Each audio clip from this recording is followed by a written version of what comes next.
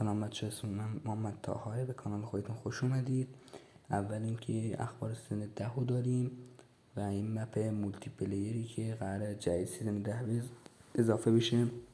این مپی قرار بود به بتل اضافه بشه، متاسفانه اکتیویژن اعلام کرده این قراره به مولتی پلیر اضافه بشه. مپ تقریبا قشنگیه، چیزهای داخلش فرق کرده و اینکه یه دونه ماشین جدید قراره به سیزن جدید اضافه بشه که اونم معلوم نیست، شاید هم اضافه نشه. اینجا این قراره داخل این مپ قراره این بتل از یه دونه چاپر بیایم پایین و ریوایو بشیم. داخل این مپ میشه ریوایو شد و که این یه دونه وسیله جدید داخل این مپ داریم، اونم این از شبیه تانکه ولی داخل آبم میشه رفت باش.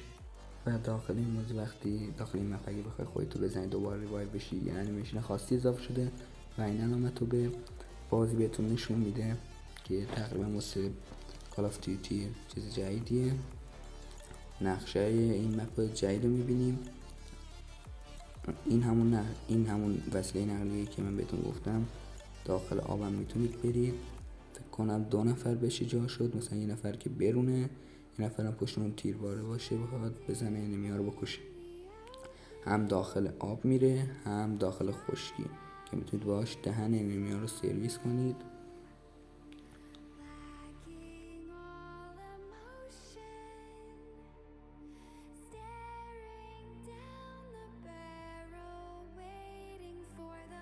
یه چیزی قراره جدید به کالاف اضافه بشه واسه کلاس های کنم بتل یا مولتی، واسه جفتشونو فکر کنم، حالا معلوم نیست.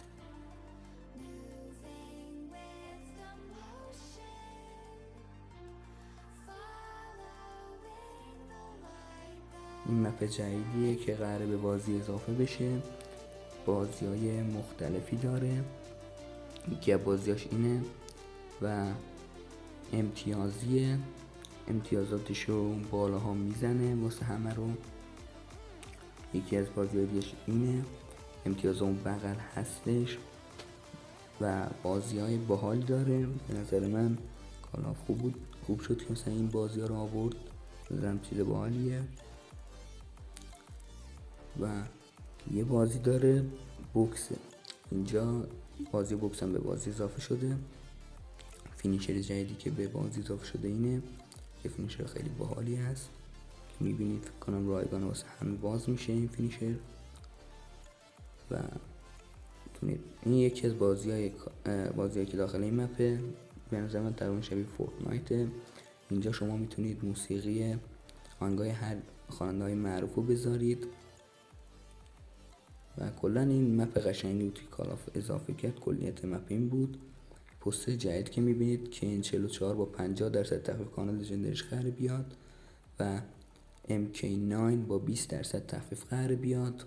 کانال لژندریه بنظرم خوبه تقریبا. اگه گانمتی که X9 قراره برگرده، اما کاراکترش چون با کالاف قراردادش چیز شده فصل شده نمیاد. کاراکترش بکنم اوتا قراره لژندریش بیاد. و این گان رایگان که تقریبا فکر کنم خیلی خوشگل و دیزاینش حرفه‌ایه و یه پلاک داره که زده 2023-11. اینجا گانای پیک قراره به بازی اضافه شه رو میبینیم.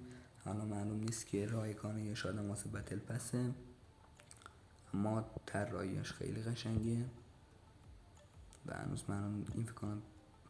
و این پوستر جدید سیزن جدیده که قراره یه دونه گان کولت قراره بیاد و یه کاراکتر لژندری که این کاراکتر است.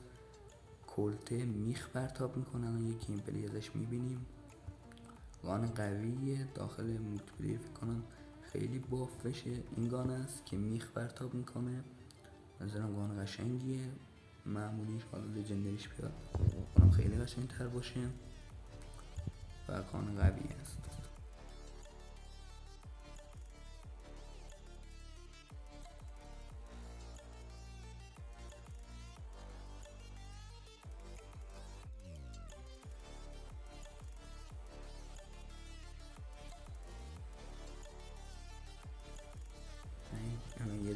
گیم پلیش میاد. اینجا میبینید که الان به دیوار تیر میزنه و اینجا معلومه جای میخاش، میبینید اینجا جای میخاش معلومه و گان خیلی قوی فکر کنم باشه داخل مولتی پلیر بیاد.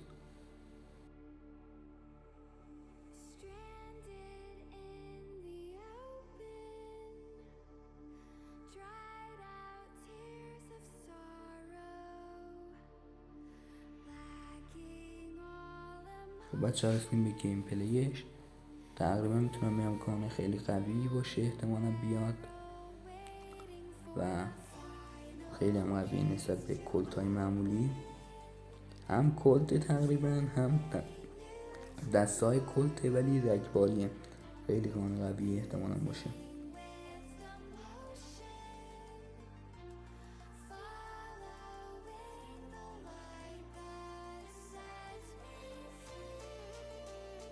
خب بچه ها آخرای گیم پلی بود. اینجا گانایی که باف شده رو میبینیم. دیارج که گانه خیلی بافی قراره بشه. پیکی 57 قراره یه ذره بالانس تر بشه تقریبا. گان اودن قراره یه ذره ایم گرفتنش با تیر زدنش سریعتر بشه.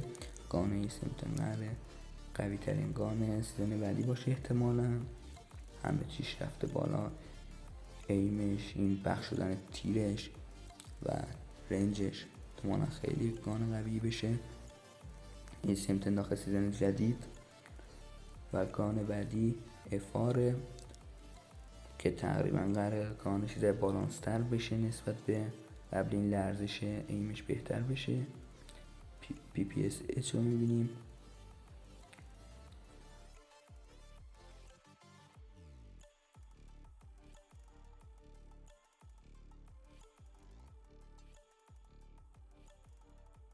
گان CX9 که این سیزن خیلی قوی بود قراره بافتر بشه و هیپ فایرش قراره خیلی قوی بشه، رنجش و بعضی از اتچمنتاش قراره بیاد که خیلی قوی تر میکنه این گانو و میرسیم به گان SMT قراره ریکویلش بهتر بشه. کلا گانای SMG قراره این سیزن جدید خیلی بهتر بشه. M4 LMG قراره یه ذره این نشونش لرزشش بهتر بشه